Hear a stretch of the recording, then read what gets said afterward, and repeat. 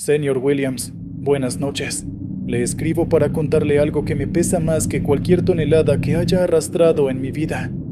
Mi nombre es Javier, y fui trailero por 42 años, hasta la noche que voy a relatarle. Ya estoy retirado, o más bien, la carretera me retiró a mí. Mi historia no comienza con un fantasma, sino con una promesa. Mi esposa, Elena, que en paz descanse, odiaba mi camión. No el Kenworth en sí, que era nuestro sustento, sino lo que representaba, mi ausencia. Ese monstruo de metal tiene más de ti que yo, me decía, a veces en broma, a veces con una tristeza que me partía el alma. Cuando enfermó, pasé más tiempo en hospitales que en la carretera, pero sentía que era demasiado tarde. Una noche, sosteniendo su mano frágil, le juré que vendería el tráiler, que compraríamos una casita cerca del mar, que caminaríamos por la playa al atardecer. Era una promesa nacida de la desesperación y el amor. Ella sonrió, y fue la última vez que la vi hacerlo. Murió 2 días después. Pasaron 2 años. La casa junto al mar nunca se materializó, y el Kenworth seguía estacionado frente a mi casa, un monumento a mi promesa rota. No podía venderlo. Cada abolladura era un recuerdo. El olor a diésel y a café rancio era el perfume de mi vida. Salir en él era como conversar con los fantasmas de quien yo solía ser. Una tarde, me encontré a mí mismo limpiándolo, revisando los niveles, sintiendo ese viejo llamado. Decidí hacer una última ruta, una despedida. Iría de Chihuahua a Mexicali, por la Federal 2, atravesando el desierto. Un homenaje silencioso a mi vida pasada antes de, supuestamente, empezar una nueva. Era una mentira, y en el fondo, lo sabía. Creía que el desierto, con su soledad, podría purgarme la culpa. Qué equivocado estaba. La ruta comenzó como tantas otras.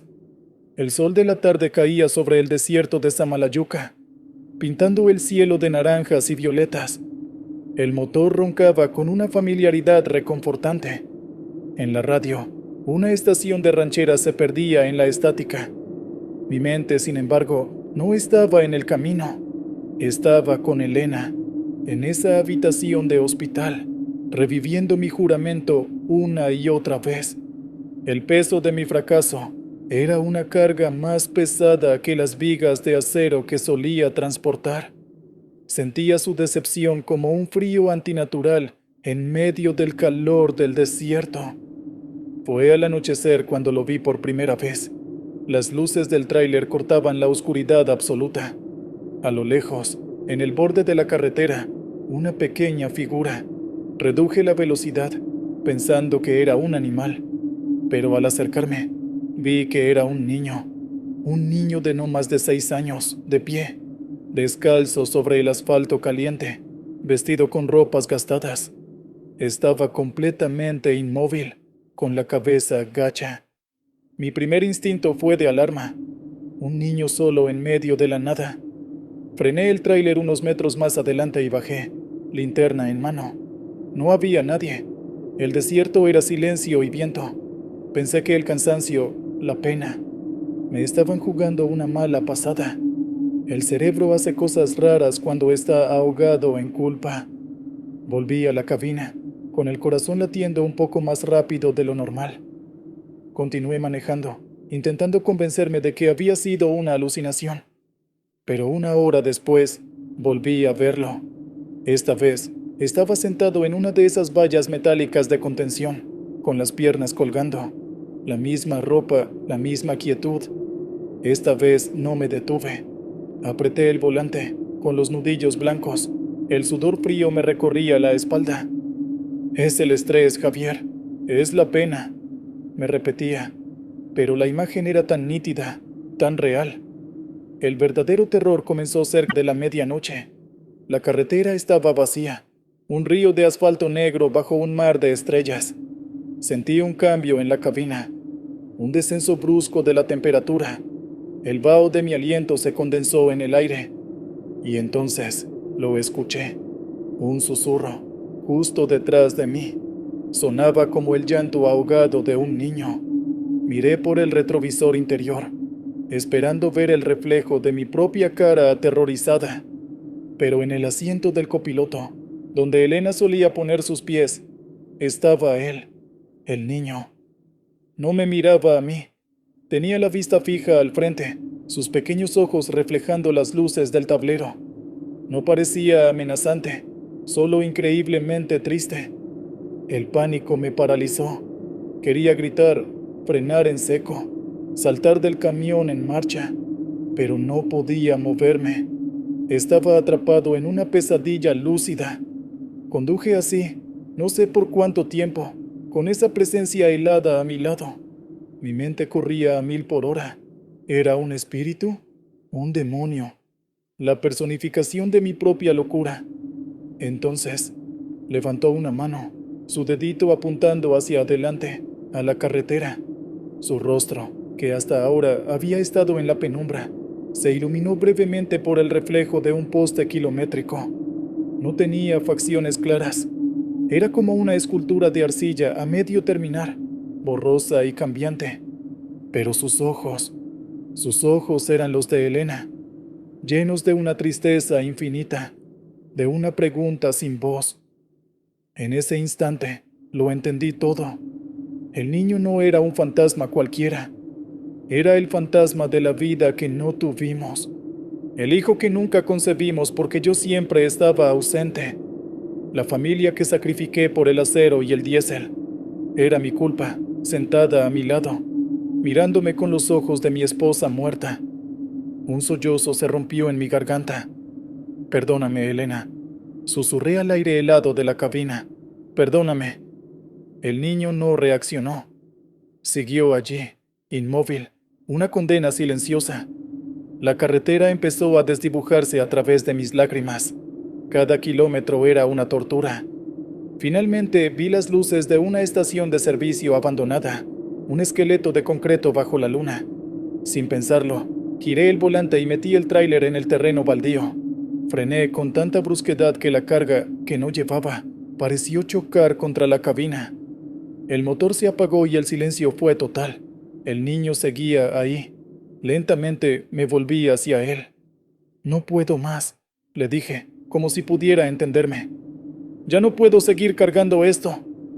Abrí la puerta del conductor y sin mirar atrás, bajé. No agarré mi cartera ni mi chaqueta. Solo empecé a caminar hacia la carretera, alejándome del camión. Por primera vez en mi vida, le di la espalda. No me atreví a mirar si la figura seguía dentro. Caminé toda la noche. Al amanecer, un autobús me recogió. Nunca volví por mi tráiler. Lo abandoné en ese desierto, junto con 42 años de mi vida y el fantasma de mi promesa rota. No sé si lo que vi fue real, señor Williams, pero sé que esa noche, en esa carretera, mi culpa tomó forma y se sentó a mi lado. Y esa es una carga que ningún hombre debería tener que transportar. Esa fue mi experiencia, señor Williams. Espero sirva para su programa. Ahora continuamos con más. El eco en la niebla. Hola, señor Williams, soy Ricardo, un suscriptor fiel de su podcast. Soy motociclista, o al menos lo era. Lo que voy a contarle es la razón por la que vendí mi moto y por la que ahora las carreteras con niebla me provocan ataques de pánico. Mi historia tiene sus raíces en el amor y la impotencia. Hace 3 años, a mi madre, mi única familia, le diagnosticaron Alzheimer de inicio temprano. Ver a la mujer más brillante que he conocido desvanecerse día a día es un tipo de infierno para el que nadie te prepara. Me convertí en su cuidador principal. Mi vida se redujo a un ciclo de citas médicas, recordatorios, paciencia infinita y una tristeza sorda y constante. Mi moto, una vieja Honda Shadow, era mi única válvula de escape. Era mi terapia. Cuando la rutina me ahogaba, me escapaba a las carreteras secundarias de California, por las montañas de Santa Cruz. El rugido del motor ahogaba los pensamientos y el viento parecía limpiar, aunque fuera temporalmente, la angustia de mi alma. Pero cada kilómetro de libertad venía acompañado de 1 kilómetro de culpa. Y si me necesitaba, ¿Y si se caía? ¿Y si me olvidaba por completo mientras yo estaba fuera? Una tarde de otoño, después de una mañana particularmente difícil en la que mi madre no me reconoció durante casi una hora, sentí que tenía que huir. El cielo estaba gris y pesado, amenazando con lluvia, pero no me importó. Necesitaba sentir algo que no fuera dolor. Tomé la carretera 9, una ruta serpenteante que se adentra en el corazón del bosque de secuoyas. A medida que ascendía, una niebla espesa y húmeda comenzó a descender de las montañas. Era como conducir hacia una nube. La visibilidad se redujo a unos pocos metros. Las gigantescas secuoyas a ambos lados de la carretera se convirtieron en sombras imponentes, espectros silenciosos. El aire se enfrió drásticamente. El sonido de mi motor parecía amortiguado, absorbido por la niebla. Era un silencio antinatural, opresivo. Mis pensamientos, en lugar de disiparse, se intensificaron. La imagen del rostro en blanco de mi madre se repetía en mi mente. La culpa me carcomía. ¿Qué clase de hijo era, buscando placer mientras ella se perdía en su propia niebla mental? La analogía me golpeó con fuerza. Yo estaba en una niebla física, ella en una existencial. Fue entonces cuando pasé por un viejo cartel de madera que decía Saratoga Gap 3 millas. Lo había pasado cientos de veces. Unos minutos después, la niebla se hizo tan densa que apenas podía ver la línea amarilla. El mundo se redujo a mi faro y un pequeño trozo de asfalto mojado. Y entonces vi el cartel de nuevo. Saratoga Gap 3 millas. Parpadeé. Debo haberme dado la vuelta sin darme cuenta, pensé, aunque parecía imposible en esa carretera. Me sentí desorientado. Continué, más lento esta vez, prestando mucha atención. El motor de la moto empezó a sonar extraño, como si el sonido se estuviera reproduciendo con un ligero retraso, un eco metálico que no cuadraba con las revoluciones. Y ahí estaba otra vez, el mismo cartel. Saratoga Gap 3 miles. El pánico comenzó a aflorar, frío y afilado. Esto no era posible. Me detuve a un lado de la carretera, apagué el motor. El silencio fue absoluto, ensordecedor.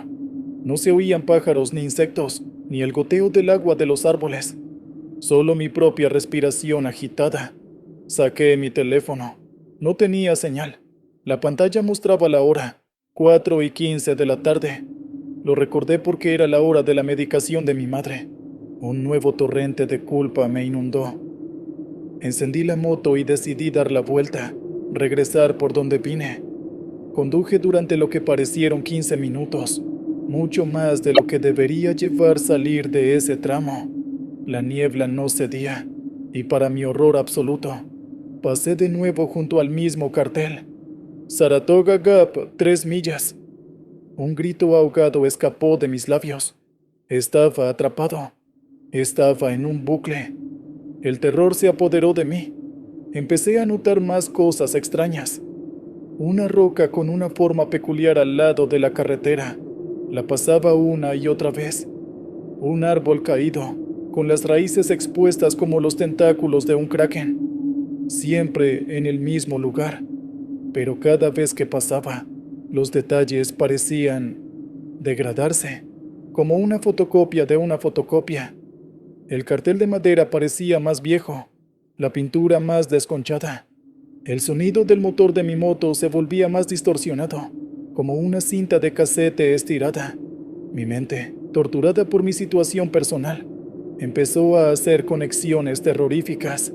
Esto era como la enfermedad de mi madre, un bucle de confusión, la repetición de los mismos momentos, cada vez con menos claridad, la pérdida de la realidad, el desmoronamiento del tiempo y el espacio. La carretera era su mente, y yo estaba perdido en ella. La niebla era su olvido, y me estaba devorando. En una de las vueltas, vi algo en el arcén, justo al lado del cartel. Era una figura. Parecía una mujer, de espaldas a mí. Llevaba un vestido antiguo, y su pelo era gris. Sentí un impulso irracional de llamarla. «¡Mamá!», grité, aunque sabía que era imposible. La figura no se movió. Desesperado, aceleré hacia ella. Quería romper el ciclo, enfrentarme a lo que fuera.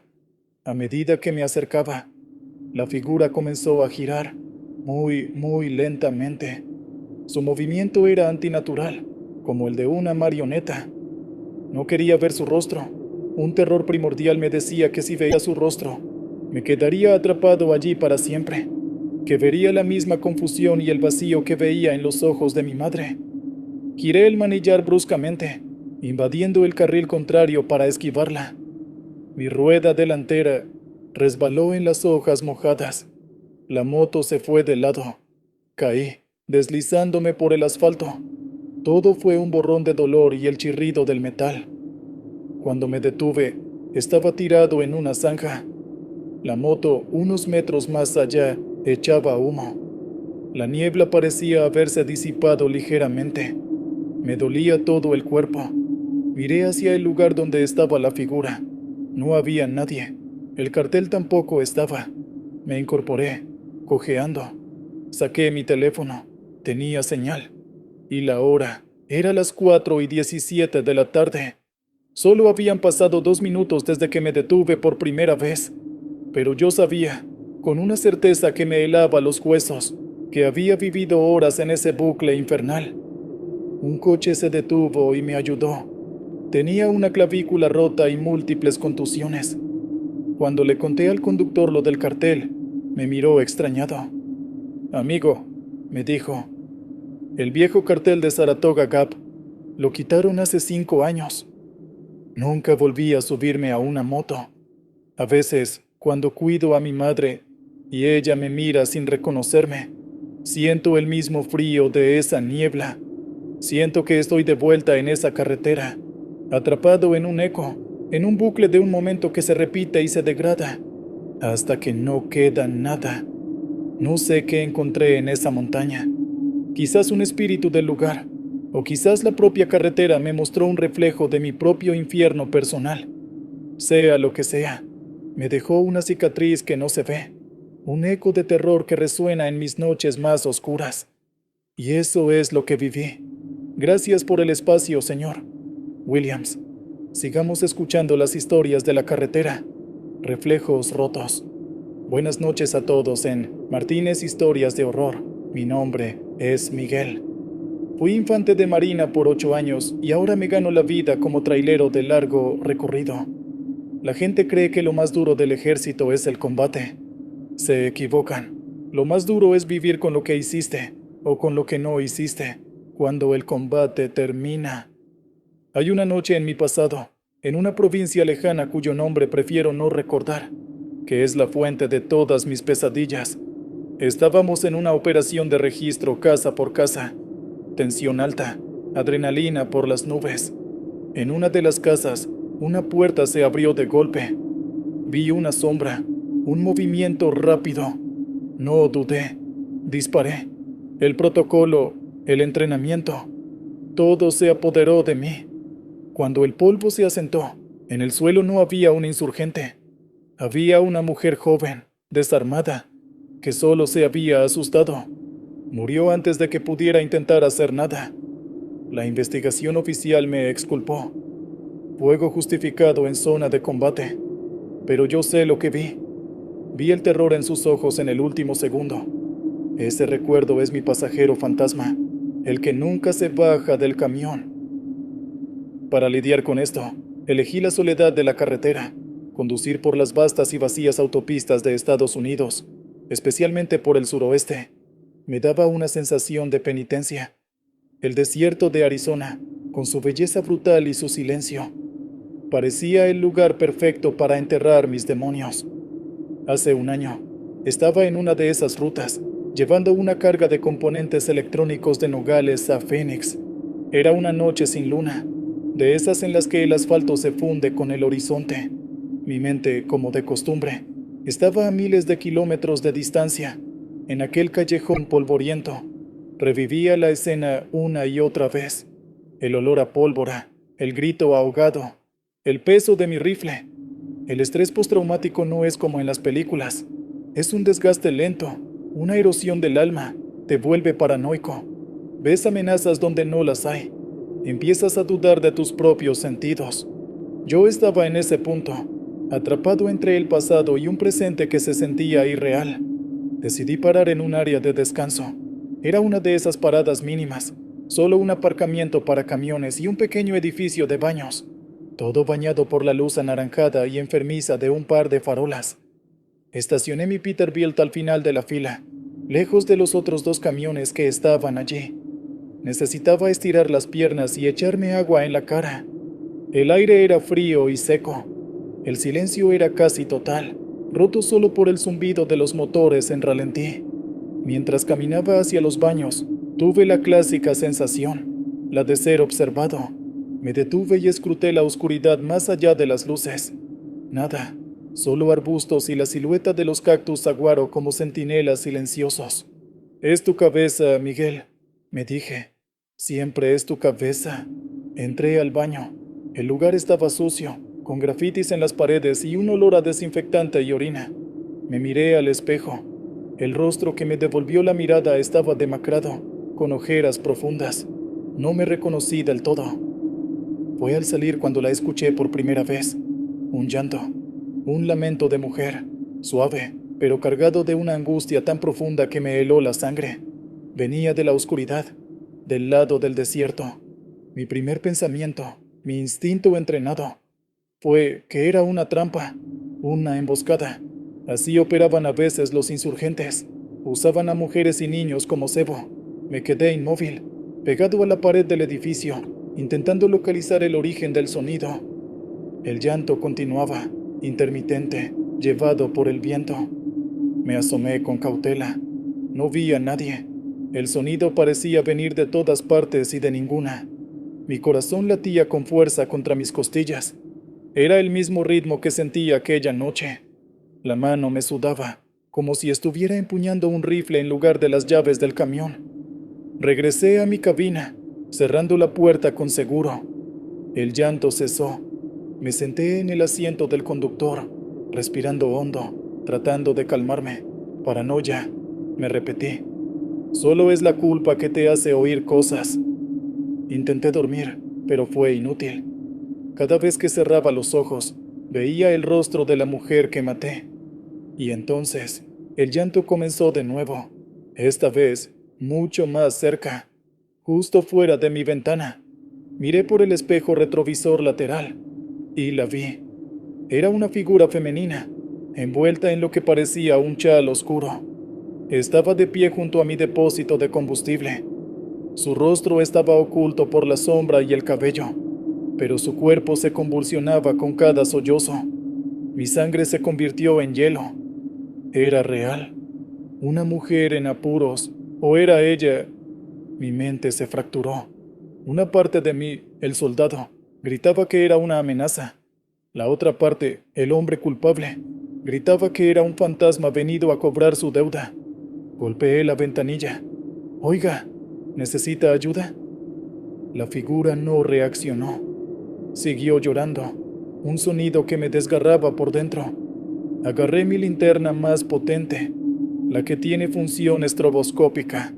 La apunté hacia ella y la encendí. La luz blanca y cegadora la iluminó por completo.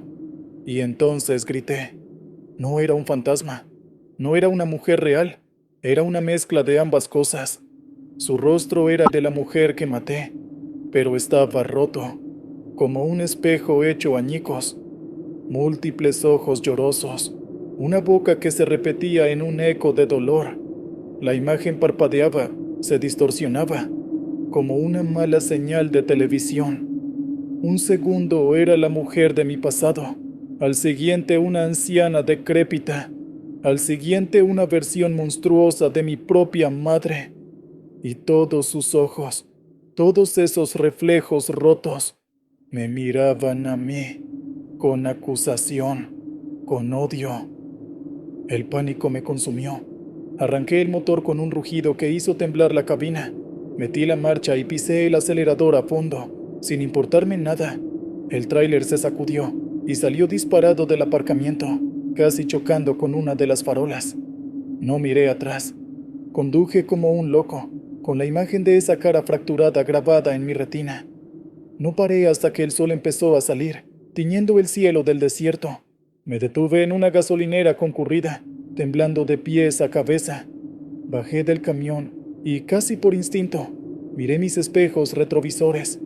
Estaban rotos, ambos, agrietados en miles de pedazos, como si alguien los hubiera golpeado con un martillo. Pero no había marcas de impacto, simplemente estaban destrozados. No sé qué vi esa noche, señor Williams, si fue una aparición, un producto de mi trastorno, o algo peor, una manifestación física de mi culpa. Quizás el desierto tiene una forma de mostrarte lo que llevas dentro. Desde entonces, no puedo mirarme en un espejo por mucho tiempo. Siempre tengo miedo de ver un reflejo que no es el mío, un reflejo roto, llorando en la oscuridad. Aún tiemblo al recordarlo. Aquí el Señor. Williams con el siguiente relato de nuestros oyentes. La frecuencia del silencio. ¿Qué tal, señor? Williams, aquí le va mi historia. Me llamo Sofía y soy trailera. De las pocas que hay, o al menos de las pocas con las que me he topado. Es una vida solitaria, más para una mujer, creo yo. La gente te mira raro en las paradas. Los otros camioneros a veces te tratan con condescendencia o con una familiaridad incómoda. Mi propia familia nunca entendió mi elección. Esa no es vida para una señorita, me decía mi abuela. Con el tiempo, dejé de intentar explicarlo. La soledad se convirtió en mi compañera más constante. Mi conflicto, señor Williams, no era una deuda ni un fantasma del pasado, sino un silencio abrumador, una profunda crisis de identidad. Tenía 35 años y sentía que mi vida era un no lugar. No tenía raíces, ni pareja, ni un círculo de amigas con las que desahogarme. Mis únicas conversaciones eran transacciones, con el despachador, con el tipo de la báscula, con la cajera de la gasolinera. Anhelaba una conexión genuina, una voz amiga en la inmensidad de la nada. La cabina de mi Freightliner era a la vez mi reino y mi celda de aislamiento. Una noche, estaba cruzando las llanuras de Oklahoma por la I-40. Es un tramo que te hace sentir pequeño. El cielo es una cúpula negra e infinita, y la tierra es una planicie oscura que se extiende para siempre. No había otros coches, ni luces de ciudades en el horizonte. Solo yo, mi camión y el zumbido del motor. Para combatir el silencio, encendí la radio de Banda Ciudadana, algo que no hacía a menudo. Solía ser un gallinero de insultos y tonterías, pero esa noche estaba extrañamente callada. Giré el dial, pasando por canales llenos de estática. De repente, en el canal 19, escuché una voz. Buenas noches a cualquiera que esté ahí fuera. Noche tranquila, ¿eh? Era una voz de mujer, clara, calmada, con un toque de acento sureño. Me sorprendió tanto que tardé un segundo en responder. Aquí la carga solitaria, respondí, usando mi viejo apodo. Afirmativo, más tranquila que un cementerio. ¿Quién habla?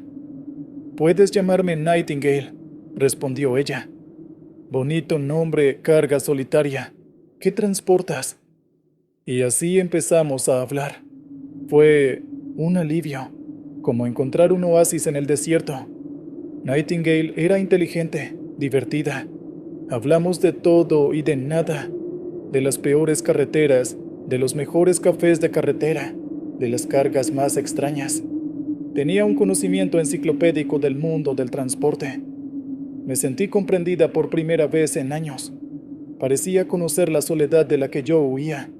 Hablamos durante horas, y los kilómetros pasaron volando. Me dijo que iba en la misma dirección, unas millas por delante. La conversación, sin embargo, empezó a tomar un giro extraño, casi imperceptible al principio. Comenzó a saber cosas de mí que yo no le había dicho. Debes estar cansada, Sofía, dijo de repente. Me quedé helada. Yo nunca le había dicho mi nombre real. Perdona, ¿cómo me llamaste? Pregunté, intentando sonar casual. Hubo una pausa, llena de estática. Oh, lo siento, cariño. Debí haberte escuchado mal. El cansancio nos juega malas pasadas. Su tono era tan dulce que me lo creí. O quise creérmelo. Pero la semilla de la inquietud ya estaba plantada. Continuamos hablando, pero yo estaba más alerta. Ella mencionó la pequeña viruta en mi parabrisas, la que tenía forma de estrella. Ten cuidado con esa grieta, dijo. Con un cambio de temperatura podría rajarse del todo.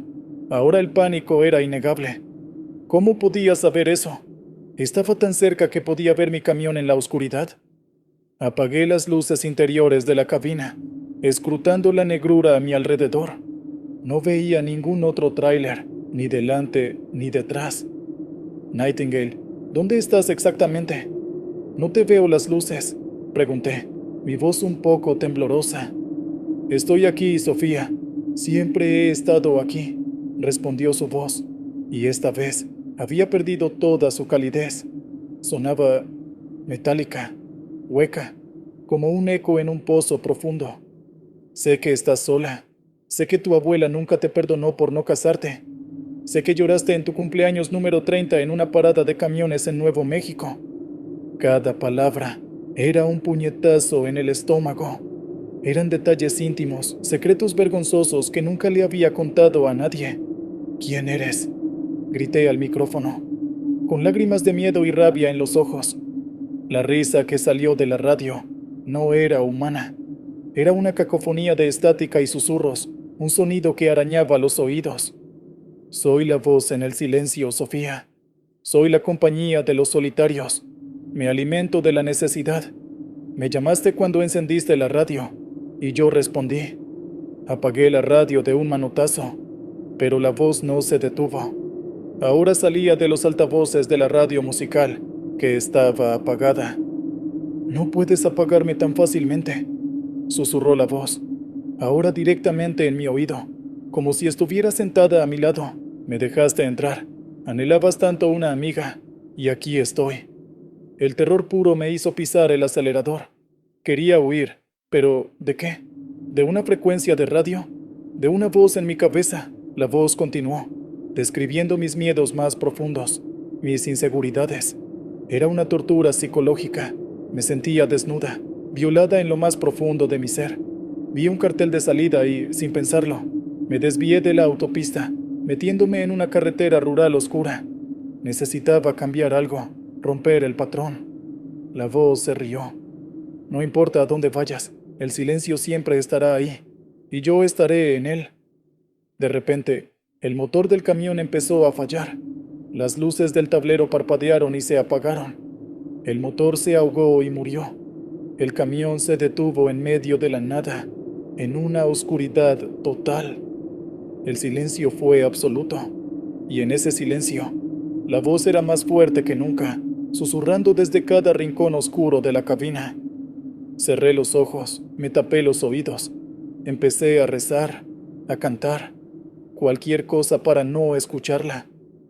Lloré de una forma que no había llorado en años, no por tristeza, sino por un terror existencial. No sé cuánto tiempo estuve así, tal vez horas. Cuando finalmente abrí los ojos, los primeros rayos del amanecer se filtraban por el parabrisas.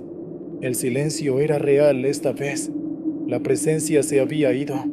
Giré la llave en el contacto y, para mi sorpresa, el motor arrancó como si nada hubiera pasado. Llegué al siguiente pueblo y mandé que desmontaran la radio CB de mi camión. Nunca más he vuelto a encenderla. Ahora conduzco con música, podcasts, audiolibros, cualquier cosa que llene el vacío. Pero a veces, en los tramos más largos y solitarios, cuando hay una pausa entre canciones, me parece escuchar un susurro en la estática, una voz que me llama por mi nombre. Descubrí de la peor manera que hay cosas peores que la soledad, y una de ellas es la compañía que a veces responde desde la oscuridad. Hasta aquí mi testimonio. Saludos a todos los que recorren las carreteras de la oscuridad. Escuchemos qué más nos han enviado. El último pasajero. Señor Williams, buenas noches. Soy Carlos, taxista en Tijuana. He visto de todo en esta ciudad. Créame, borrachos, turistas perdidos, gente que huye de algo o hacia algo, pero ninguna carrera se compara con la que tuve una noche de noviembre del año pasado. Una carrera que me hizo cuestionar la misma naturaleza de la vida y la muerte. Mi historia, sin embargo, empieza en un consultorio médico, no en mi taxi. Unas semanas antes, después de meses de sentirme extrañamente débil, con temblores en las manos que me dificultaban hasta dar el cambio, recibí un diagnóstico: esclerosis lateral amiotrófica, ELA, una sentencia de muerte lenta y cruel. El médico me explicó con una compasión ensayada cómo mis músculos se irían atrofiando, cómo perdería la capacidad de moverme, de hablar, de respirar. Y yo solo podía pensar en mi esposa y mis 2 hijos. El miedo no era a morir, señor Williams. Era a convertirme en una carga, en un espectador indefenso de mi propio deterioro. Decidí no decirle nada a mi familia. ¿Para qué? Para envenenar el tiempo que nos quedaba con lástima y miedo. Seguí trabajando, fingiendo que todo estaba bien, aunque cada vez me costaba más pisar el embrague, aunque mis manos a veces no respondían como yo quería. Cada noche al volante era una carrera contra mi propio cuerpo, una lucha desesperada por juntar algo de dinero antes de que fuera demasiado tarde. La ciudad, con sus luces de neón y sus sombras profundas, se convirtió en el escenario de mi desesperación silenciosa. Esa noche lloviznaba, una lluvia fina y persistente que hacía brillar el asfalto y empañaba los cristales. Eran casi las 2 de la mañana y estaba a punto de dar por terminada la jornada. Mi mano derecha temblaba más de lo habitual. Fue entonces cuando vi a un hombre bajo el escaso resguardo de un puesto de periódicos cerrado. Estaba de pie, perfectamente inmóvil, con un traje oscuro anticuado pero impecable. No me hizo señas, pero cuando reduje la velocidad, abrió la puerta trasera y se sentó. «Buenas noches», dije, mirándolo por el retrovisor. Era difícil verle la cara en la oscuridad, pero parecía pálido, con rasgos afilados. «Pone el taxímetro, por favor», dijo. Su voz era extrañamente monótona, sin inflexiones. «¿A dónde lo llevo?» «A la clínica del Perpetuo Socorro», respondió. Fruncí el ceño. Nunca había oído hablar de esa clínica. «No me suena, jefe. ¿Por qué zona está?» «Usted conduzca hacia la periferia, por el lado del viejo cementerio. Yo le indico», dijo con una finalidad que no invitaba a más preguntas. El viaje fue en silencio. Un silencio pesado, incómodo. El único sonido era el de los limpiaparabrisas y el motor de Mitsuru. Noté que la temperatura en el coche había bajado. Hacía un frío húmedo que se me calaba en los huesos, algo que no tenía que ver con la lluvia. Miré de reojo a mi pasajero por el retrovisor. No se movía, ni un ápice. Su quietud era antinatural. No parpadeaba, no respiraba de forma visible. Parecía una estatua de cera. Mis manos empezaron a temblar violentamente. Intenté agarrar el volante con más fuerza, disimularlo, pero era inútil. «Mal día, ¿verdad, Carlos?», dijo el pasajero de repente. Su voz monótona me sobresaltó. Me quedé mudo. Él sabía mi nombre. «¿Cómo?», empecé a decir. «Los temblores», continuó, como si no me hubiera oído. «La debilidad en las piernas, el miedo en los ojos. Lo conozco bien. Es el principio del fin». El coche se llenó de un terror tan denso que casi no podía respirar. «¿Quién es usted?», pregunté con un hilo de voz. «Solo soy un pasajero», respondió. «Gire a la derecha en la siguiente calle». La calle era un camino de tierra sin iluminar, que bordeaba la tapia del cementerio. Las lápidas blancas parecían dientes en la oscuridad. Al final del camino había un edificio, viejo, de una sola planta, con una sola luz encendida sobre una puerta de madera. Un letrero oxidado y casi ilegible colgaba sobre ella: «Clínica del Perpetuo Socorro». El lugar emanaba un aura de abandono y enfermedad. Detuve el coche. El taxímetro marcaba una cantidad. Hemos llegado, dijo mi pasajero. Se quedó quieto un momento y luego se inclinó hacia adelante. Su rostro quedó iluminado por la luz del tablero. Era pálido como el hueso y sus ojos eran dos pozos negros y vacíos. No había vida en ellos. No tiene que ser el fin, Carlos, susurró, y su aliento olía a tierra húmeda, a flores marchitas. En esta clínica ofrecemos una cura, un tratamiento para detener el deterioro, para darle más tiempo. La esperanza es algo cruel, Sir Williams, incluso sabiendo que aquello era una locura. Una parte de mí, la parte que pensaba en mis hijos, quiso creerle. ¿Qué clase de cura?, pregunté. Una transacción, dijo. Recibes algo, das algo a cambio. Te devolvemos el control de tu cuerpo. A cambio, de vez en cuando te llamemos, tendrás que hacer una carrera para nosotros, recoger a otros, pasajeros, como yo. En ese instante lo comprendí. No era médico, no era un hombre, era otra cosa, un cobrador, un barquero de almas en un taxi destartalado. La clínica no era un hospital, era una estación de paso. Me mostró su mano. Era casi esquelética, translúcida. Yo también fui un hombre con una enfermedad terminal, hace mucho tiempo, dijo. Acepté el trato, y aquí sigo, viajando. El temblor de mi mano se detuvo. De repente, sentí una fuerza en mis músculos que no había sentido en meses. Era como si me estuviera dando una muestra gratis. La tentación fue insoportable. Tiempo. Me estaba ofreciendo tiempo. Solo tienes que entrar, dijo, señalando la puerta de la clínica, y firmar el registro. Es todo. Miré la puerta. Detrás de ella estaba la promesa de ver a mis hijos crecer. Pero, ¿a qué precio? Convertirme en eso. En un sirviente de la muerte recogiendo a los moribundos por las calles oscuras de la ciudad. Vi mi reflejo en el retrovisor. Mis ojos, llenos de un terror y una esperanza monstruosos. No, dije, con una fuerza que me sorprendió a mí mismo. Number, mi viaje termina cuando tenga que terminar. No así. El ser en el asiento trasero no cambió de expresión. No había ira ni sorpresa, solo un vacío infinito. Como quieras, dijo con su voz plana. El viaje es tuyo. Abrió la puerta. Antes de salir, se detuvo. La carrera, se la debo. Dejó algo en el asiento. Luego se desvaneció en la oscuridad, hacia la clínica. No caminó, simplemente dejó de estar ahí. Miré el asiento trasero. No había dinero. Había un reloj de arena antiguo, pequeño, y toda la arena estaba en la parte de arriba. No caía ni un solo grano. Estaba congelado en el tiempo.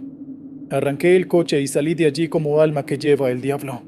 Nunca le conté a nadie lo que pasó. Mi enfermedad sigue su curso, lenta e inexorable. Pero algo cambió esa noche.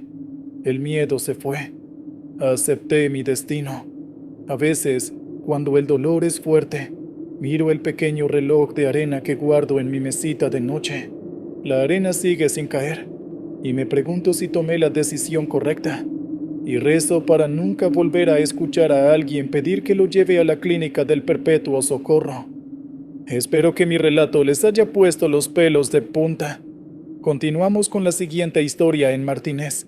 Historias de horror. El kilómetro del perdón. Hola, señor Williams. Soy Esteban. No soy trailero ni nada parecido. Solo un vendedor que pasa mucho tiempo en el coche. La historia que quiero compartir no es sobre un monstruo o un fantasma tradicional, sino sobre una carretera que parece tener memoria y conciencia. La Rumorosa. Mi relación con mi padre fue complicada. Era un hombre duro, de la vieja escuela. Un obrero que creía que el cariño se demostraba con el techo sobre tu cabeza y la comida en la mesa, no con abrazos o palabras de aliento. Crecí sintiendo que nunca era suficiente para él. Cada logro mío era recibido con un gruñido de aprobación. cada fracaso con un silencio que dolía más que cualquier grito. Con los años, nos distanciamos. Hablábamos por teléfono en cumpleaños y navidades, conversaciones cortas, llenas de silencios incómodos. Había un abismo de cosas no dichas entre nosotros, un abismo de resentimiento por mi parte y de, no sé, quizás arrepentimiento por la suya. Hace unos meses recibí una llamada de mi tía. Mi padre había tenido un derrame cerebral masivo. Estaba en el hospital en Mexicali y los médicos no le daban mucho tiempo. Si quieres despedirte, Esteban, tienes que venir ya, me dijo. Yo estaba en San Diego por trabajo. El corazón se me hizo un nudo, una mezcla de pánico, tristeza y ese viejo resentimiento amargo. Tenía que ir. Tenía que cruzar ese abismo entre nosotros antes de que fuera demasiado tarde. Así que me subí a mi coche y conduje hacia la frontera. La ruta más rápida era cruzar por Tecate y luego tomar la Federal 2, atravesando la Rumorosa.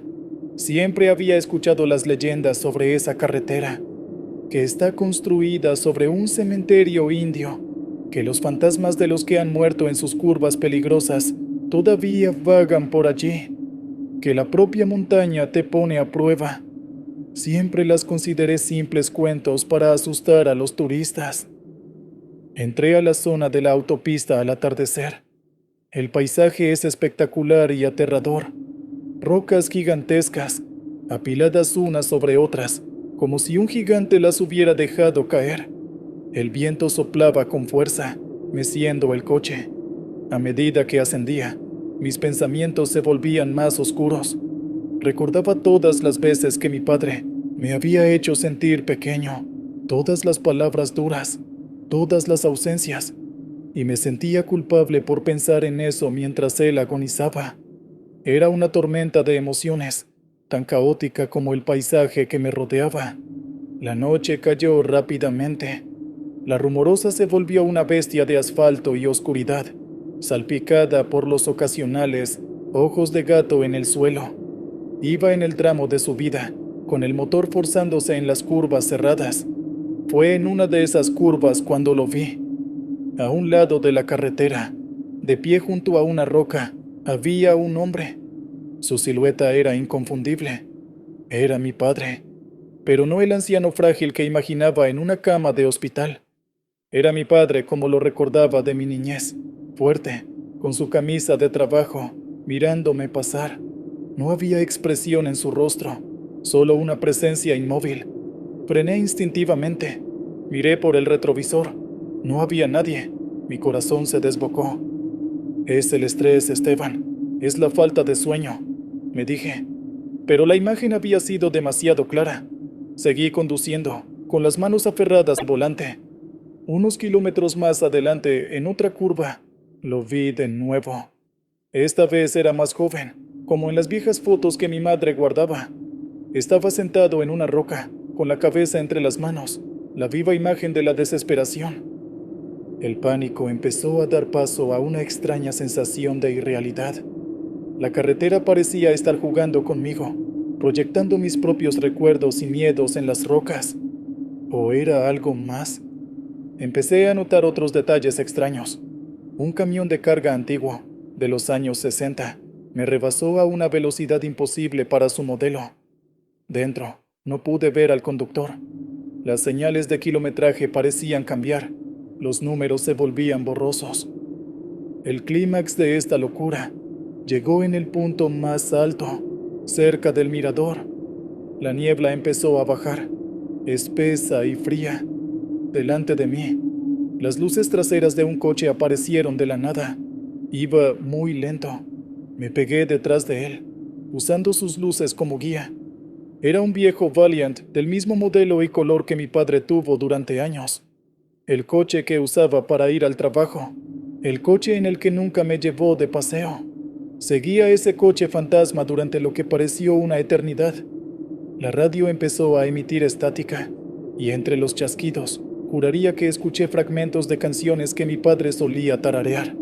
Me sentía atrapado en una burbuja de tiempo, un eco del pasado. Mi resentimiento y mi dolor estaban tan vivos como si él estuviera sentado a mi lado. De repente, el Valiant frenó en seco.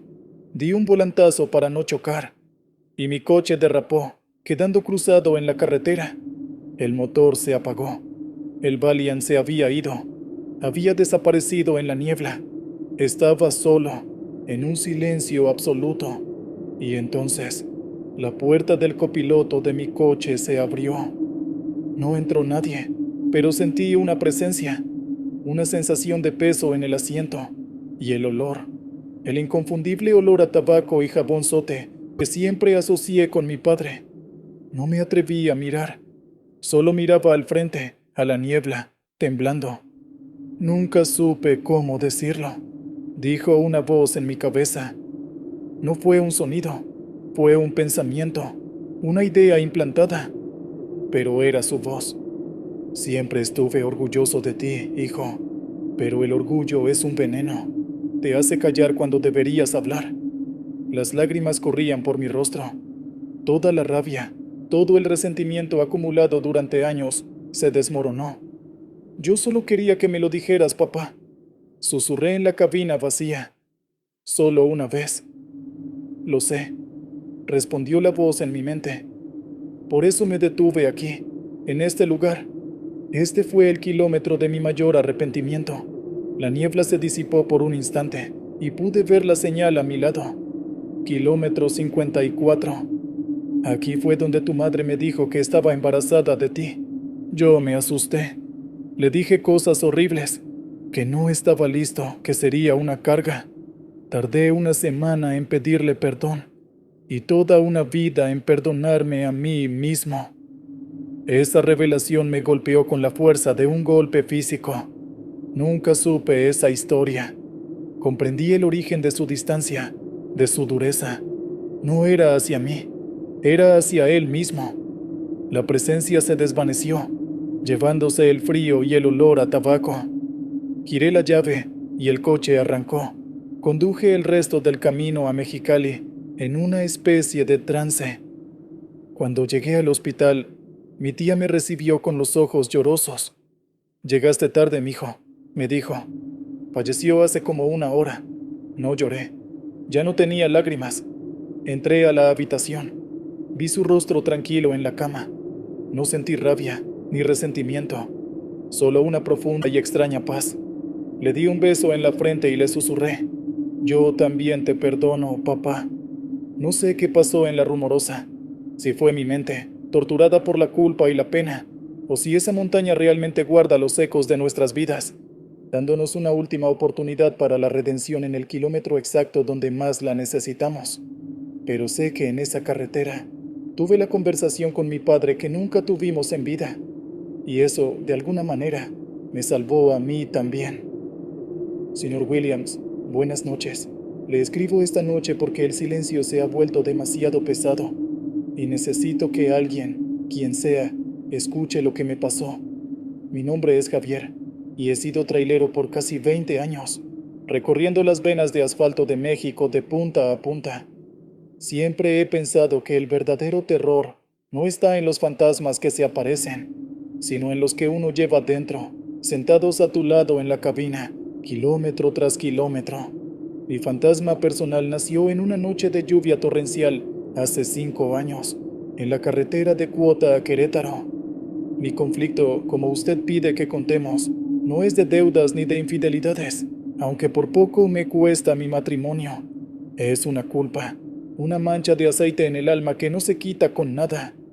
Hace unos meses, mi esposa, Elena, se sentó a la mesa de la cocina mientras yo me preparaba un café para el camino. No me miraba a mí, sino a la taza que tenía entre las manos. «Javier», me dijo con una voz que era apenas un susurro, «ya no te reconozco. Estás aquí, pero es como si una parte de ti se hubiera quedado en algún tramo de carretera olvidado. Vives en un silencio que me está ahogando a mí también». No supe qué decirle. ¿Cómo le explicaba que ese silencio era mi penitencia? ¿Cómo le confesaba que cada vez que cerraba los ojos, veía los faros de una camioneta familiar derrapando en el asfalto mojado y escuchaba el grito ahogado de una madre y el llanto de una niña? Hace 5 años, Por apurarme, por ganarle unos minutos al reloj, hice una maniobra imprudente. Provoqué un accidente. Nadie murió, gracias a Dios. Pero una niña de unos 7 años resultó herida. Una fractura en el brazo y una cicatriz que le marcaría la cara para siempre. La policía lo dictaminó como un accidente por las condiciones del clima. Nadie me culpó directamente, pero yo sabía la verdad. Vi la cara del padre, su mezcla de rabia y alivio. Vi a la madre tratando de consolar a la pequeña, y vi la cicatriz fresca, roja, como una firma de mi imprudencia en su piel inocente. Nunca les dije nada, nunca me disculpé. Simplemente dejé que las aseguradoras hicieran su trabajo y me fui, con el eco de ese llanto metido en el motor de mi tráiler. Esa culpa es la carga que Elena no entiende, el fantasma que viaja conmigo.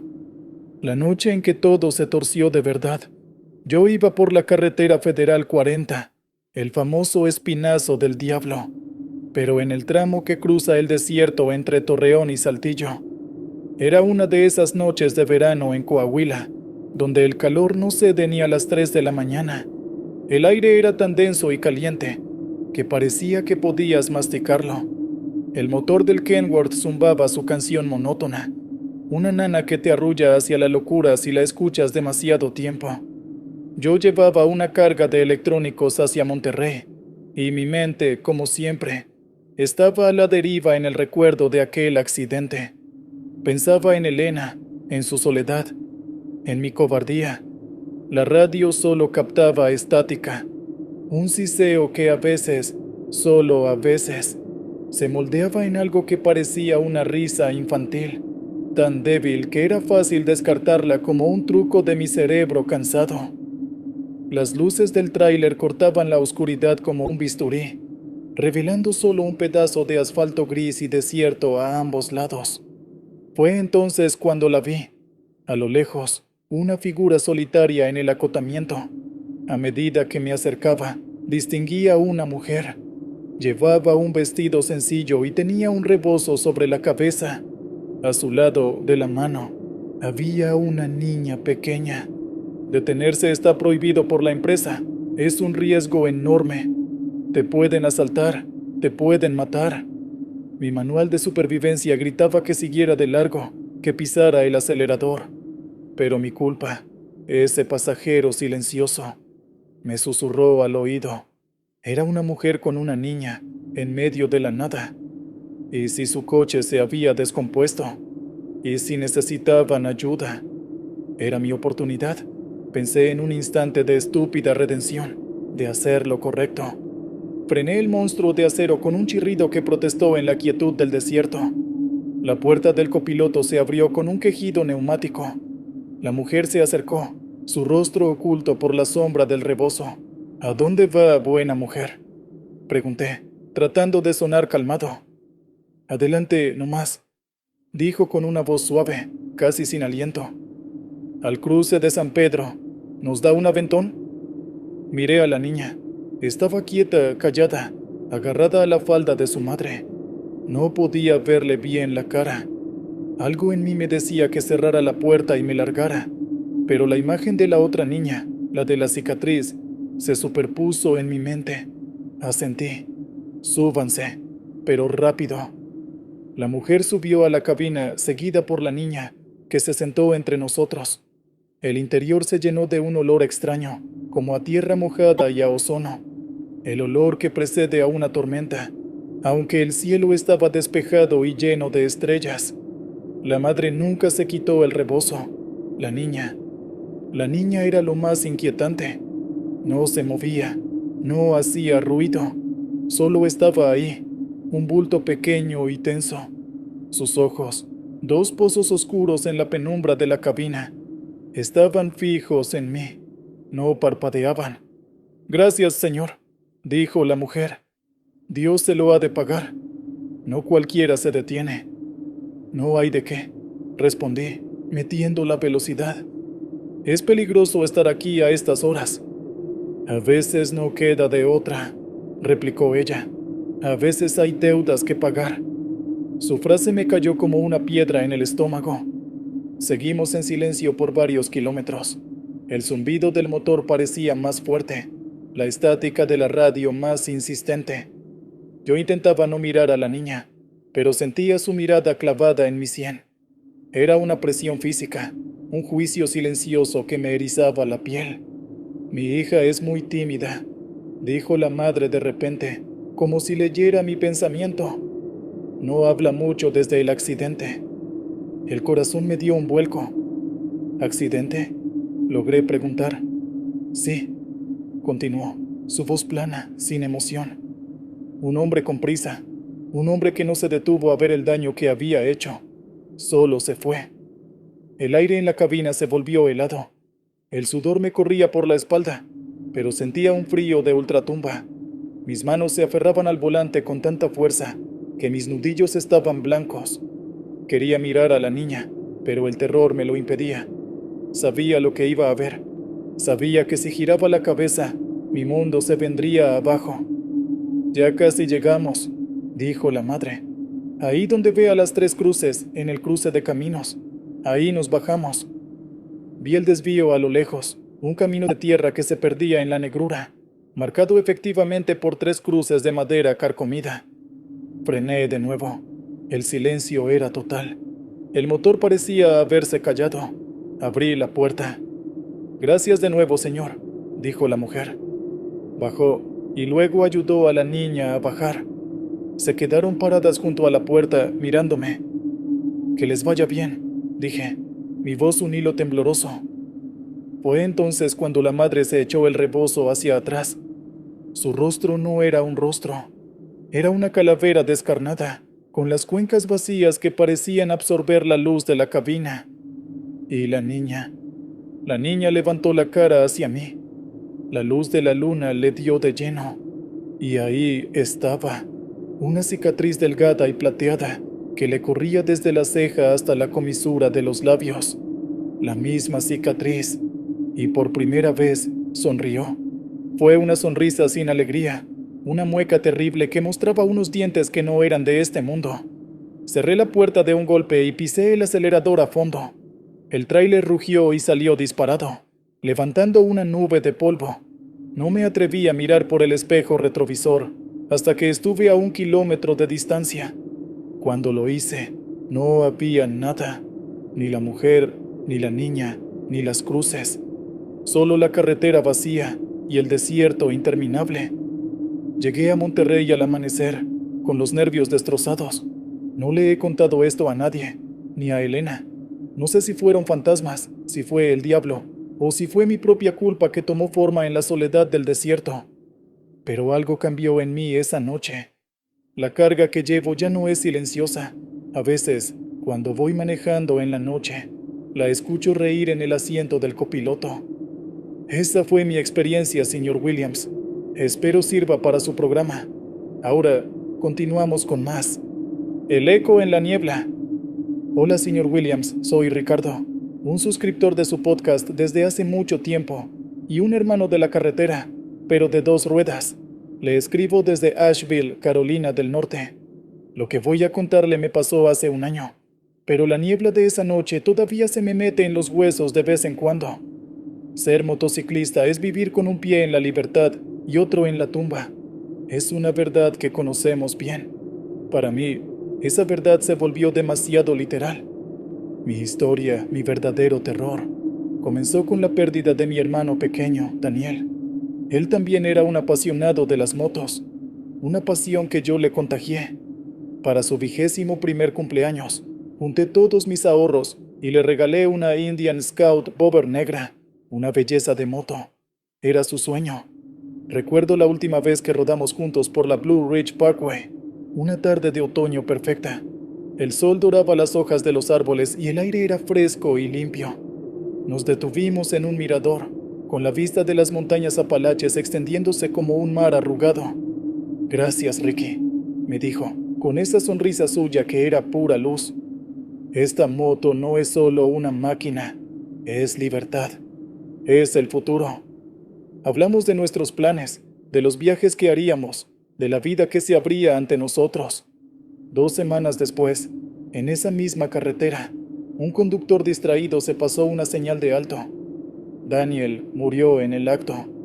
El año que siguió fue un infierno personal. La libertad que la moto representaba se convirtió en una jaula de culpa. Cada vez que miraba mi propia moto, una Harley Street Glide, veía el reflejo de la Indian de mi hermano. Sentía el peso de esa decisión, de haberle puesto el peligro en las manos. Dejé de rodar. La moto acumuló polvo en el garaje. Me alejé de nuestros amigos en común. Me ahogué en trabajo y en un silencio que mi novia no sabía cómo romper. La culpa es un motor ruidoso que no te deja dormir, y el mío estaba funcionando a toda máquina, día y noche. Una noche, en el aniversario de su muerte, no pude más. Sentí que las paredes de mi casa se cerraban sobre mí. Necesitaba aire. Necesitaba sentir algo más que ese dolor sordo. Impulsivamente, quité la lona de la Harley, revisé la presión de las llantas y, por primera vez en un año, sentí el rugido del motor volver a la vida. Eran casi las 10 de la noche. Sin un destino claro, mis manos me llevaron instintivamente a la entrada de la Blue Ridge Parkway. La carretera estaba casi desierta y una niebla espesa y baja empezaba a serpentear sobre el asfalto. El contexto de esa noche es crucial. La Blue Ridge Parkway de noche es otro mundo. No hay alumbrado público. Es solo tú, el haz de tu faro y la oscuridad impenetrable del bosque a ambos lados. La niebla se fue haciendo cada vez más densa, como si las nubes hubieran decidido acostarse sobre las montañas. Mi visibilidad se redujo a unos pocos metros. Hacía frío, una humedad que se calaba hasta el tuétano. El único sonido era el latido rítmico de mi V-Twin, un sonido que antes me reconfortaba, pero que ahora sonaba solitario y fúnebre. En mi mente, la conversación con Daniel en aquel mirador se repetía en bucle, sus palabras sobre el futuro, resonando como una cruel ironía. Me preguntaba si él me culparía. Me preguntaba si alguna vez podría perdonarme a mí mismo. Fue entonces cuando comencé a notar las primeras rarezas. Al tomar una curva, me pareció escuchar el eco de otro motor, uno más agudo, más deportivo, como el de la Indian de Daniel. Reduje la velocidad, agucé el oído. Nada, solo mi motor. Debió ser el sonido rebotando en los árboles, me dije. Seguí adelante. Unos kilómetros más tarde, un olor familiar golpeó con la fuerza de un puñetazo. El tabaco de los cigarrillos que fumaba Daniel. Una marca danesa que era casi imposible de encontrar. Era tan nítido, tan presente, que instintivamente miré por mis espejos, esperando ver a alguien. No había nadie. La carretera detrás de mí era un vacío blanco y lechoso. El corazón empezó a latirme con más fuerza, una mezcla de miedo y una esperanza absurda. Me estaba volviendo loco. Era el estrés, la culpa, el dolor, creando fantasmas en la niebla. La niebla se volvió una pared. Apenas podía ver las líneas amarillas de la carretera. Mi GPS en el teléfono perdió la señal. Estaba oficialmente perdido. La ansiedad se convirtió en un nudo en mi garganta. Tomé una salida que pensé que me llevaría a una carretera principal, pero el camino se hizo más estrecho y sinuoso. El asfalto estaba agrietado y cubierto de hojas mojadas. Estaba completamente desorientado, y el pánico empezaba a apoderarse de mí. Fue en ese momento de desesperación cuando lo vi. A través de la densa niebla, apareció una luz solitaria frente a mí. Un único faro de motocicleta. Un alivio inmenso me inundó. Otro motociclista. No estaba solo. Aceleré para alcanzarlo, pensando que quien quiera que fuese, conocería estas carreteras mejor que yo. Me puse detrás de él, manteniendo una distancia prudente. La moto era un bóver oscuro, una silueta familiar que mi mente se negaba a procesar del todo. El piloto llevaba una chaqueta de cuero negra y un casco que ocultaba su rostro. Seguí esa luz trasera como un náufrago. Sigue la luz de un faro. Nos guió por curvas cerradas y pendientes pronunciadas, con una seguridad que yo no poseía. La sensación de ser salvado era abrumadora. Después de lo que parecieron horas, la moto que me guiaba redujo la velocidad y se desvió hacia un mirador de piedra. Me detuve a su lado. El motor de su moto se apagó, pero no con un estruendo, sino que simplemente se desvaneció, como si alguien hubiera bajado el volumen hasta cero. El silencio fue absoluto y opresivo. El piloto se bajó de la moto. Se movía con una lentitud deliberada. Se quitó el casco. Era Daniel. No era un espectro horrible ni una aparición descompuesta. Era él, tal como lo recordaba de nuestro último paseo. Quizás un poco más pálido, un poco más triste. Sus ojos se encontraron con los míos a través de la niebla arremolinada. El aire se escapó de mis pulmones. No podía hablar, no podía moverme. Estaba paralizado entre el terror y un amor desgarrador. Él no dijo una palabra. Simplemente levantó una mano y señaló hacia la carretera por la que yo venía, la que había abandonado para seguirlo. Luego, giró y señaló hacia adelante, hacia la oscuridad más allá del mirador, donde el camino de asfalto terminaba abruptamente en un precipicio. La barandilla de seguridad estaba rota y caída. Había un deslave. Si hubiera seguido por ese camino, habría caído al vacío sin siquiera darme cuenta. Finalmente, me miró. Negó lentamente con la cabeza y me ofreció una pequeña y triste sonrisa. Mientras yo lo miraba, atónito, su figura comenzó a volverse translúcida. La Indian Scout negra se desvaneció con él, disolviéndose en la niebla como si nunca hubiera estado allí. Parpadeé, y estaba solo en el mirador. El único sonido era el de mi propio corazón martillando contra mis costillas. Miré hacia el precipicio, y luego hacia el camino seguro que él me había indicado. Me había salvado. No sé cómo volví a casa esa noche. El resto del viaje es un borrón. La experiencia no me curó mágicamente. El duelo sigue ahí, como una cicatriz. Pero la culpa, esa carga pesada y corrosiva, se aligeró. Se transformó en otra cosa. Ya no siento que le regalé la muerte. Siento que, de alguna manera, él me devolvió la vida. Ahora, cuando ruedo, ya no me siento solo. Siento un eco en el viento, un protector silencioso en la niebla, un hermano que todavía viaja a mi lado. Y eso es lo que viví. Gracias por el espacio, señor. Williams, sigamos escuchando las historias de la carretera. Kilómetro 114.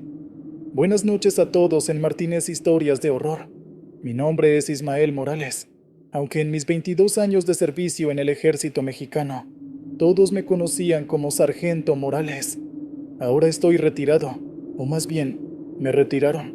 Intento llevar una vida civil, pero hay cosas que uno no deja atrás en el cuartel. Se te pegan a la piel como el olor a pólvora. Mi historia no es sobre un fantasma en una casona vieja.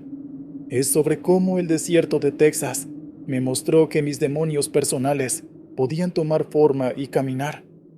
El conflicto que me arrastró a esa noche empezó en una sierra de Guerrero, años antes.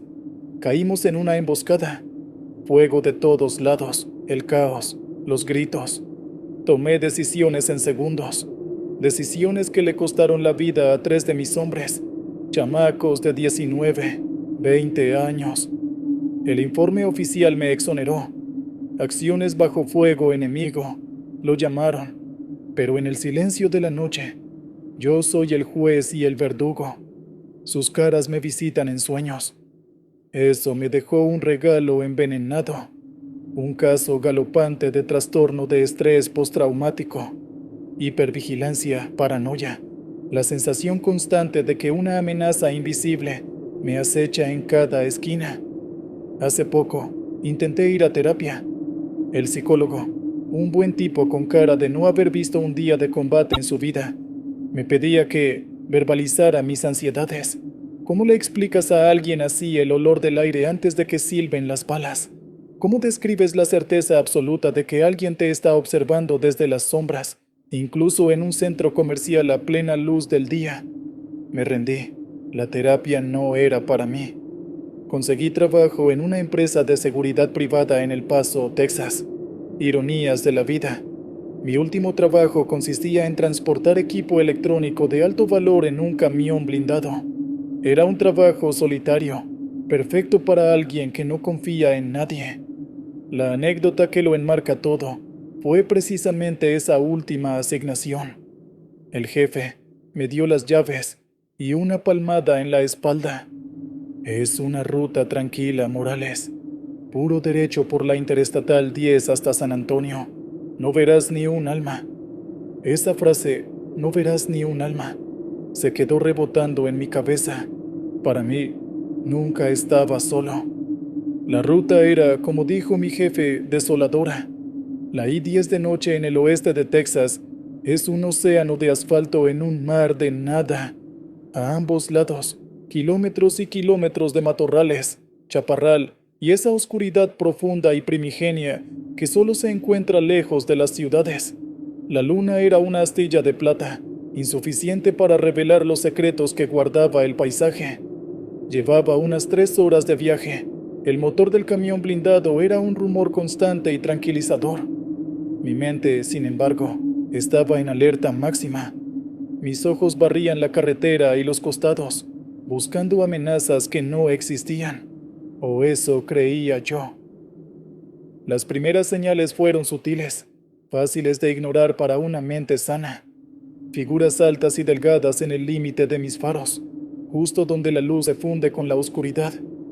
Cuando enfocaba la vista, no había nada, solo yucas y mezquites retorcidos por el viento. Descartado. Fatiga. Luego, la radio de la compañía, que había estado en silencio, empezó a emitir un susurro. No era estática, era un murmullo bajo, gutural, en un dialecto que no reconocía, pero que me erizó el vello de la nuca, porque tenía la misma cadencia, la misma musicalidad, áspera de las lenguas que había escuchado en las sierras del sur. Apagué la radio. El silencio que quedó fue peor. Se sentía pesado, expectante. La sensación de ser observado se intensificó. Ya no era paranoia, era una certeza física. Algo me estaba rastreando. Justo cuando mi tacómetro marcaba el kilómetro 114, el motor del camión tosió, se sacudió violentamente y murió. Las luces parpadearon y se apagaron, sumiéndome en una oscuridad casi total, rota solo por la débil luz de la luna. Me quedé varado. Saqué el teléfono satelital para reportar la avería. No había señal. Estaba completamente aislado. Protocolo: asegurar el vehículo. Esperar. Pero el protocolo no te prepara para esto. El ambiente afuera empezó a cambiar. El calor seco del desierto fue reemplazado por una quietud densa y húmeda, casi sofocante. El aire se cargó con un olor que conocía demasiado bien: polvo, sudor rancio y el tufo metálico y dulzón de la sangre. Cerré los ojos y por un segundo no estaba en Texas. Estaba de vuelta en Guerrero, agachado detrás de una roca, con el rifle en las manos. Un flashback, me dije. Un ataque de pánico severo. Pero cuando abrí los ojos, lo que vi no era un recuerdo. Del chaparral empezaron a surgir figuras. Eran las mismas que había creído vislumbrar. Altas, inhumanamente delgadas, con extremidades largas y huesudas. Se movían con una fluidez antinatural, deslizándose sobre el terreno sin hacer ruido. No eran personas, no eran animales, eran otra cosa. Siluetas hechas de sombra y polvo del desierto. Mi entrenamiento militar tomó el control. Mi corazón latía a 1000 por hora, pero mis manos estaban firmes. Saqué mi pistola de servicio de la guantera. El pánico se había ido, reemplazado por el instinto de supervivencia de un soldado. Me encerré en la cabina blindada. Observé por las ventanillas reforzadas cómo las criaturas rodeaban el camión. Eran una docena, quizás más. No intentaban forzar las puertas ni romper los cristales. Simplemente estaban ahí, observando. Su presencia era una presión psicológica insoportable, una oleada de puro terror que amenazaba con romper mi disciplina. Sentí la misma desesperanza de la emboscada, la misma certeza de una muerte inminente, pero esta vez, el enemigo no era de carne y hueso. Una de las criaturas se acercó a mi ventana, se inclinó, y por primera vez vi su rostro. No tenía rasgos. Era un remolino de arena oscura y partículas de luz, como una galaxia en miniatura, un vacío que prometía la nada. Levantó una de sus largas y delgadas manos y golpeó suavemente el cristal blindado. Toc, toc, el sonido, tan trivial, tan humano, fue lo más aterrador de todo. En ese golpe resonó el rostro de cada uno de mis hombres caídos, la culpa que me carcomía. Estas cosas no estaban aquí por el camión, estaban aquí por mí. Habían sido atraídas por mi trauma, por la violencia que yo llevaba dentro. Eran los fantasmas del desierto, y habían reconocido a uno de los suyos. El mundo se me vino encima. La adrenalina, el miedo, la culpa, todo colapsó en un solo punto de oscuridad. Me desmayé. Desperté con unos golpes insistentes en la ventana. La luz del amanecer me cegó. Era un hombre con un uniforme de grúa y una barba canosa. Señor, ¿está usted bien? Recibimos el reporte de su GPS de emergencia hace una hora. Abrí la puerta, tropezando hacia afuera. El sol bañaba el desierto. No había nada. El aire era limpio y seco. El hombre de la grúa revisó el camión. No le encuentro nada, amigo. Parece que se quedó sin gasolina. Imposible. Había llenado el tanque antes de salir. Miré el suelo alrededor del camión. No había huellas, ni una sola, aparte de las mías y las del hombre. Renuncié a ese trabajo al día siguiente. No le conté a nadie la verdad. Me habrían encerrado. Ahora trabajo en un almacén, lejos de las carreteras solitarias y de la oscuridad. Pero sé lo que vi en el kilómetro 114. No fue estrés postraumático. No fue una alucinación. El desierto tiene memoria, y la sangre derramada en él, ya sea aquí o a miles de kilómetros, llama a sus propios guardianes. Y esa noche, ellos vinieron a cobrarme la deuda. Aún tiemblo al recordarlo. Aquí el Señor. Williams con el siguiente relato de nuestros oyentes. Reflejos rotos. ¿Qué tal, señor? Williams, aquí le va mi historia. Me llamo Armando y soy taxista en Monterrey. Llevo más de 15 años en el turno de noche, así que créame cuando le digo que he visto de todo. Borrachos, pleitos, confesiones de madrugada. La noche le saca la verdad a la gente, pero ninguna verdad ha sido tan terrible como la que ahora me persigue en mi propio espejo retrovisor. Mi infierno personal no tiene que ver con fantasmas de monjas ni aparecidos en la carretera. Es un fantasma que yo mismo ayudé a crear. Mi conflicto es de esos que te corroen el alma poco a poco. Mi madre, la única familia que me queda, fue diagnosticada con una enfermedad rara y degenerativa. Los médicos nos dieron pocas esperanzas, pero luego apareció una opción: un tratamiento experimental carísimo en Estados Unidos. Imposible para el sueldo de un taxista. Yo estaba desesperado, rezándole a cualquier santo que me escuchara, pidiendo un milagro. Y el milagro llegó, pero disfrazado de diablo.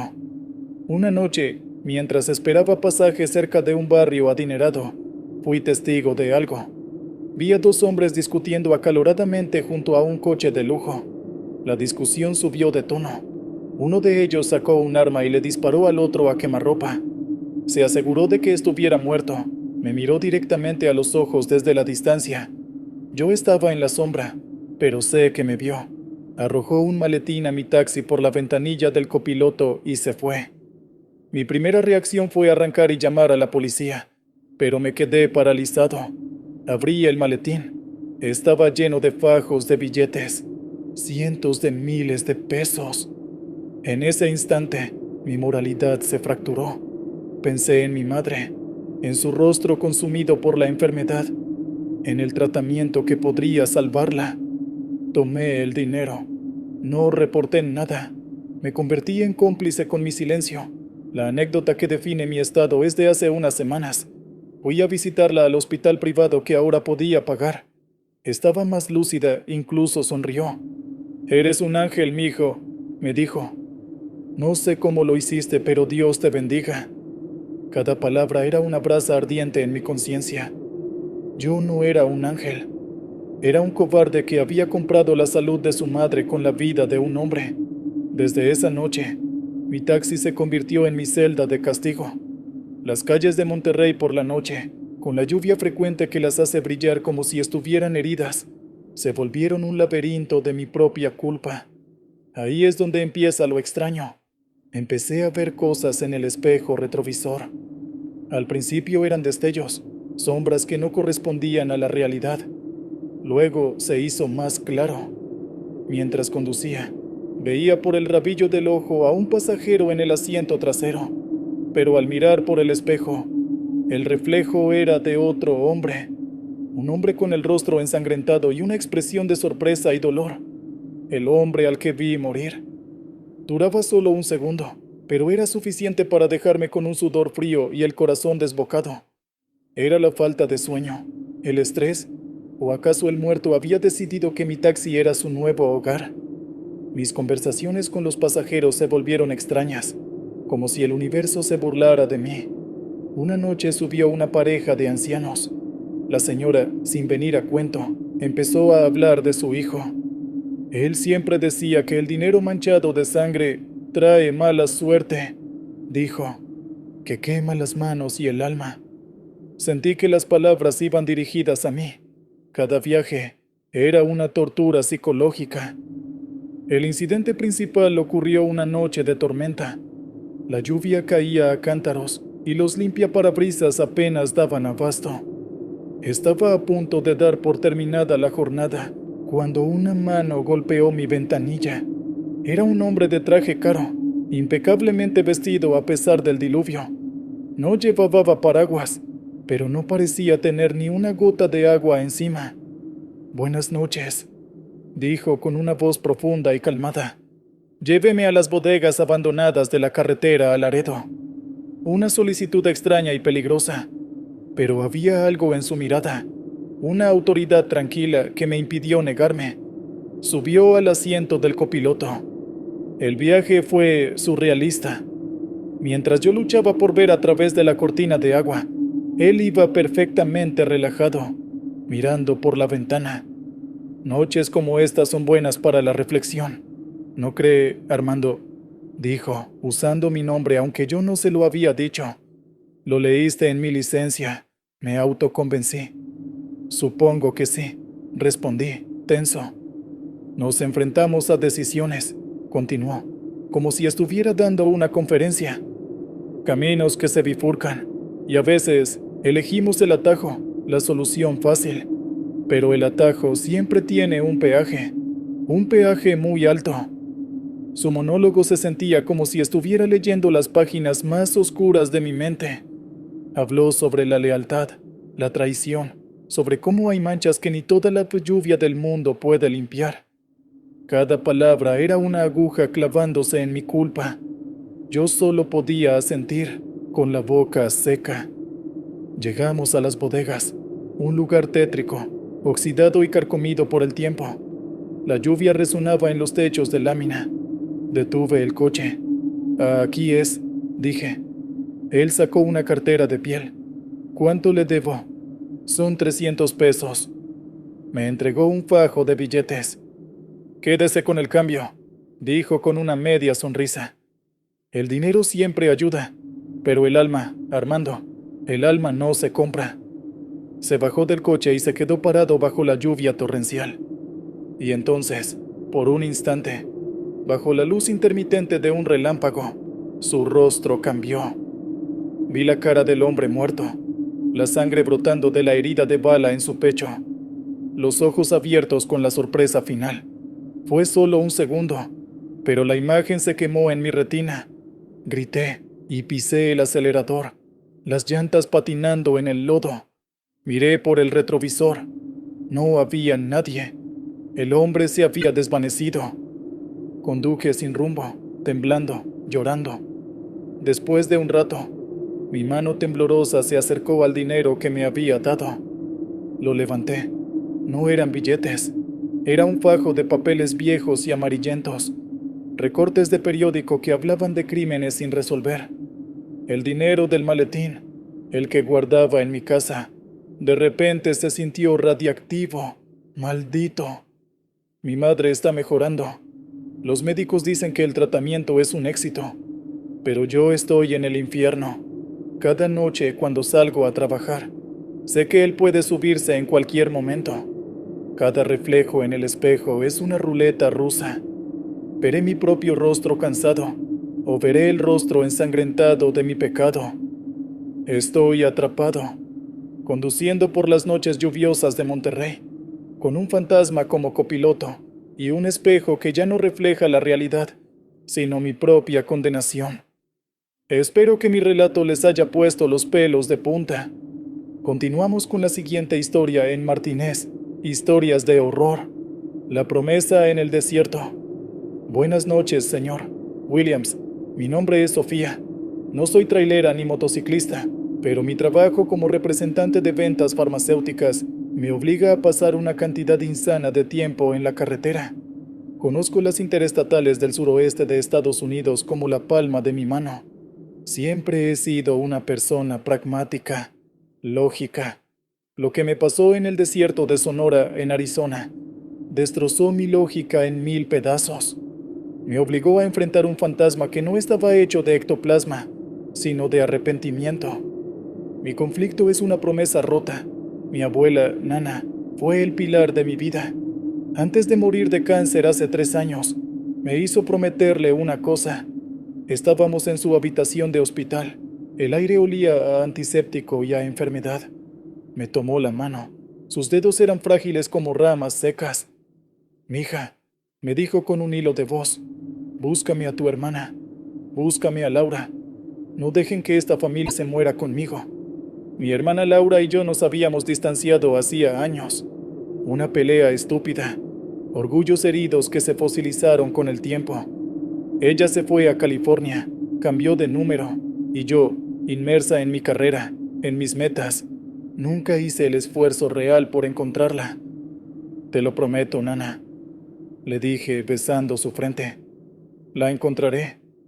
Pero no lo hice. El trabajo, las excusas, la vida. Siempre había algo más importante. La promesa se quedó en el fondo de mi mente, acumulando polvo y culpa. La anécdota que lo ilustra todo es de la semana antes de mi viaje. Estaba revisando unas cajas viejas y encontré una foto. Éramos Laura y yo de niñas, abrazando a Nana en el porche de su vieja casa de adobe. La felicidad en esa foto era tan palpable, tan pura, que sentí una punzada de dolor físico. ¿En qué momento nos perdimos? ¿Cómo dejé que mi orgullo pesara más que esa promesa? Esa noche soñé con mi abuela. No decía nada, solo me miraba con una tristeza infinita. Desperté con la decisión tomada. Después de mi junta en Phoenix, conduciría a Los Ángeles y buscaría a Laura, cueste lo que cueste. El viaje fatal fue por la Interestatal 8, cruzando el corazón del desierto de Arizona. El calor era brutal, un monstruo invisible que ondulaba sobre el asfalto. El sol de la tarde te golpeaba los ojos. El paisaje era majestuoso y terrible a la vez. Saguaros gigantescos como centinelas silenciosos y montañas resecas en el horizonte. Iba escuchando música, pero mi mente estaba en otro lado. Pensaba en qué le diría a Laura si la encontraba. ¿Me perdonaría? ¿Podríamos recuperar algo de lo perdido? La primera anomalía fue la radio del coche. De repente, la estación de rock que escuchaba se cortó y empezó a sonar una canción vieja, una de Pedro Infante que Nana siempre cantaba mientras cocinaba.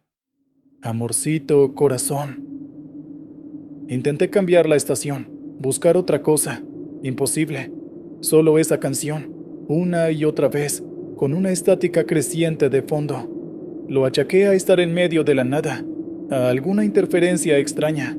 Luego, a lo lejos, vi a una mujer haciendo autostop en el acotamiento.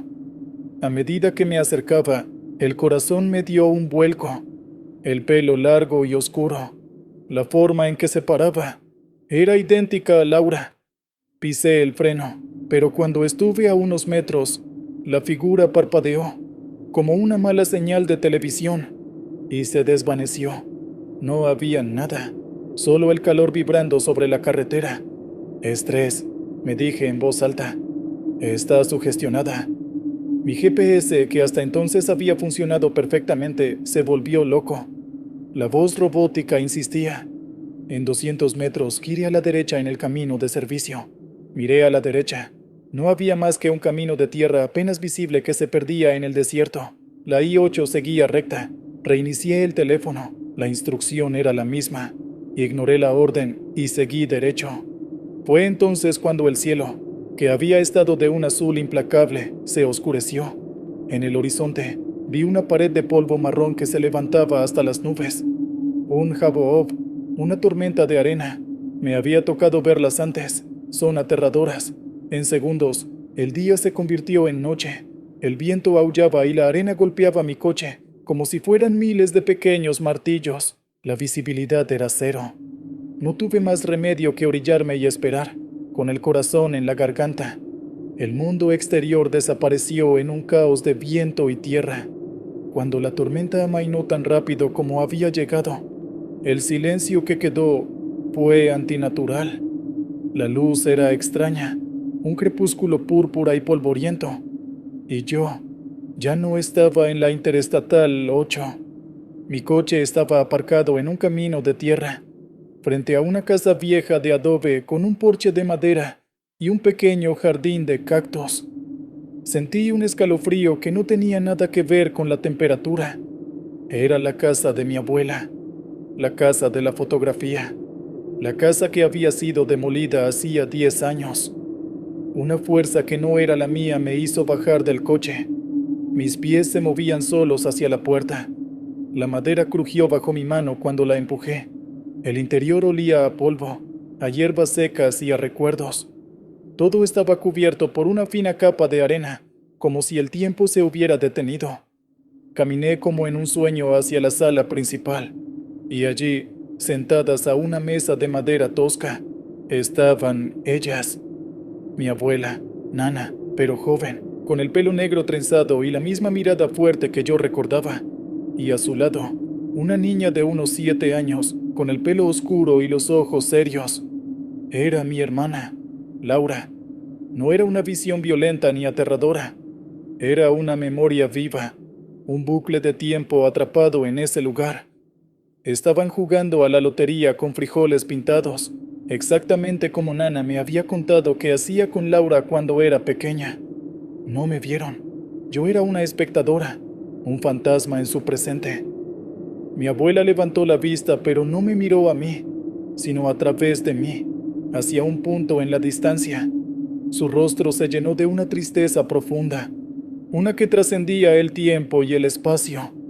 Una lágrima solitaria rodó por su mejilla joven, y entonces susurró al aire, pero las palabras resonaron directamente en mi alma, claras como una campana. La dejaste sola. El dolor de esas palabras fue tan intenso que me dobló. Caí de rodillas. La visión parpadeó. La casa entera crujió a mi alrededor, como si se estuviera desmoronando. El polvo se levantó del suelo. Salí corriendo, despavorida, tropezando hacia mi coche mientras sentía que la estructura entera colapsaba detrás de mí en un silencio absoluto. Me encontré de nuevo en el acotamiento de la I-8. El sol de la tarde seguía brillando. El cielo estaba azul. Mi coche estaba cubierto de una fina capa de polvo, pero no había señales de la tormenta. Miré el reloj. No habían pasado más de 5 minutos. Fue un desvanecimiento por el calor, una alucinación. No importaba. El mensaje había sido entregado. Ya no estaba sugestionada, estaba convencida. Saqué mi teléfono. Busqué en contactos viejos, en redes sociales, en cualquier rastro que hubiera ignorado por años. Encontré un número de teléfono asociado a una vieja cuenta de correo de Laura.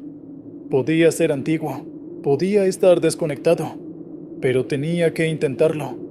Con la mano temblando y el eco de las palabras de mi abuela en mi mente, marqué. Sonó una vez, 2 veces, y entonces, una voz que no había escuchado en una década, pero que reconocí al instante, dijo: «Hola, hasta aquí mi testimonio. Saludos a todos los que recorren las carreteras de la oscuridad. Escuchemos qué más nos han enviado. El turno final. Señor Williams, buenas noches. Le habla Mateo, un veterano de las carreteras. Llevo 45 años al volante de un tráiler, desde que era un muchacho. He visto este país, de costa a costa, a través de un parabrisas. Mi Kenworth es más mi hogar que cualquier casa que haya tenido. Pero todos los caminos llegan a su fin, y el mío estaba a la vuelta de la esquina.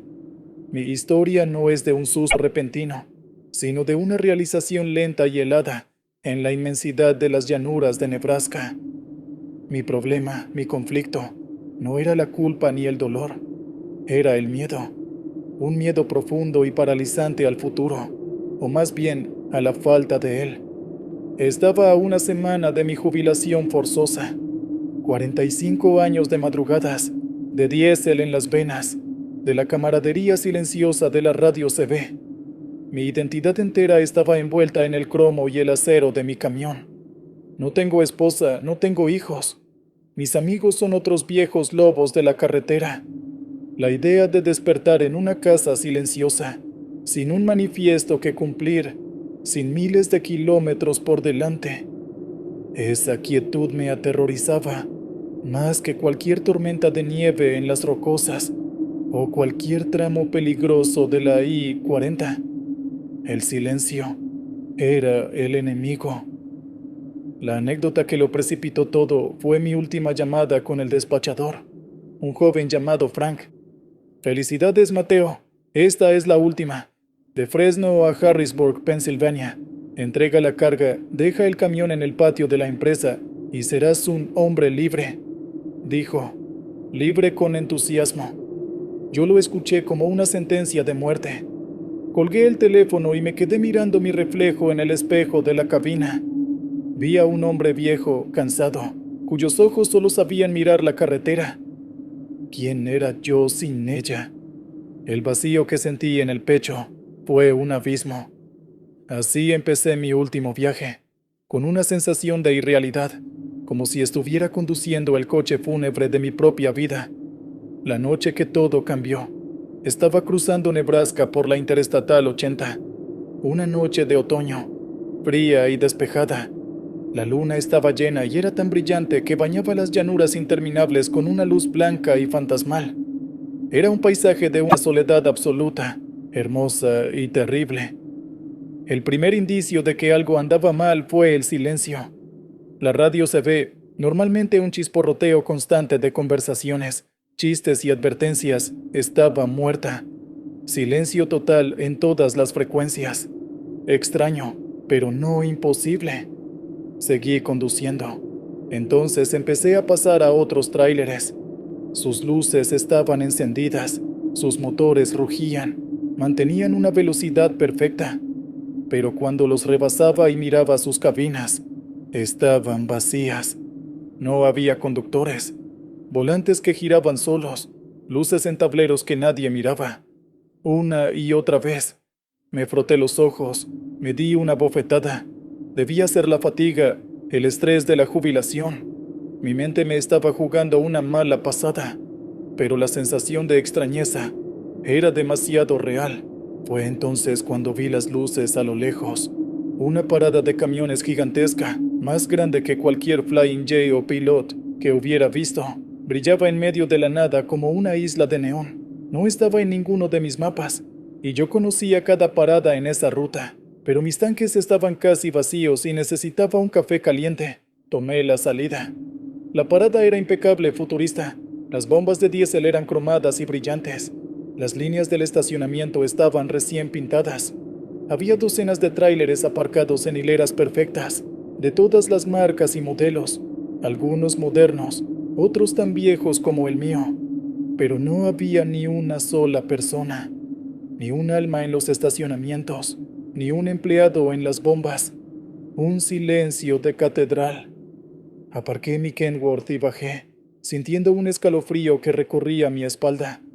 Las bombas de combustible se activaron solas cuando me acerqué, mostrando gratis en sus pantallas digitales. Llené el tanque, moviéndome como un autómata. La puerta del restaurante de la parada, un clásico diner, se abrió sola con un siseo suave. Entré.